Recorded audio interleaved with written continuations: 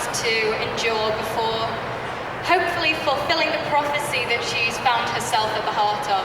So it's a huge moment for her, a massive test in her faith in herself and in the prophecy, and she literally jumps off a cliff. Hope she's okay. We'll have to wait and see.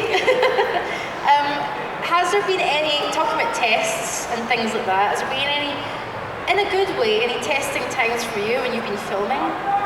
I mean, when filming something like this, it's just brilliant because you have so many things that get thrown at you on a day-to-day basis. I mean, it can be the weather or a scene changing or the way you interpret it on the day. And I think that's one of the best things about this project. You constantly have a new challenge, and it's always exciting. There's nothing that feels humdrum or, oh, you know, this feels a bit similar to something I did last week or last episode. Everything is new, everything is crazy. And so, yeah, it's all testing, and that's the best thing about it. One of the big testing things this season was the heat. We were filming through the summer, and if you remember, it was pretty horrible. So we had to have a cold tent, remember? So there was like this freezing tent that we had to go in. And you were in there a few times, weren't you? Oh yeah, just layer upon layer of like clothing that you do. Yeah, you need a cold tent. So we go to the cold. We lost our director at one point. He had to go to the cold tent. Yeah. So it is. So yeah, just to give a shout out to our crew, actually. Oh my gosh, yeah. Who are just second to none and brilliant. Unbelievable. You know, we went through all the elements this season, and they were there all the way. So, you know, us as actors, we can go back to our trailer every now and again, but our crew are out there 24/7, and the work they do to get us up to speed is just fantastic. They don't get a cold tent, do they? Yeah, we all shared a cold tent. Okay. There was no hierarchy when it came to the cold tent. Cold tents for all, basically. Tell us about Nikolai, because you guys share so many scenes together, and I love the way that your relationship changes from the beginning to the end, and we see something a little bit there from season 2. What's it like working together? I mean, honestly, Nikolai is the crazy uncle I always wanted.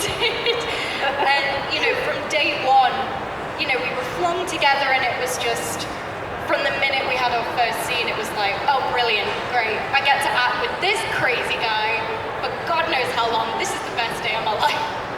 Honestly, he makes me laugh until I weep. The guy is hilarious. And I think being able to work with somebody that we're just not afraid to be totally open, like, I beat him up, he beats me up. It's great. In a nice way. Oh God, yeah. It's brilliant though, because we have such a love-hate relationship in the show that, you know, if there is a moment in a scene where he just feels the need to bash me on the face, it's just gonna happen. It's gonna happen, and I'm gonna be able to kick him back, and there will be no awkwardness. And just, you're fearless when it comes to Nikolai. He prepares you for everything. You can tell through that first season there is a lovely rapport. Like, you've got a good vibe on screen. And even there, I was like, yes. So great. I mean, he's brilliant. You know, it's just, I'm so lucky that I've been able to work with him. And, you know, it's such a tight duo. They spend all their time together. It's such an intense relationship of trying to prepare me for this massive responsibility. And so it's great that we can have these moments of comedy, but equally that we do have that love and understanding between us where there's a deeper connection underlying. And tell me, let's go back to your character, Kate. So at the start of season 2, I've talked about your character, David, but where's your head at? Where's Kate's head at? I mean, she's literally on the edge of a cliff, and like emotionally as well. She's having doubts in herself and her strength, and you know, she's trying to figure out who she is and what her part is in the prophecy and in, you know, the world around her. She's trying to find her way, and I think that a lot of young women can relate to that.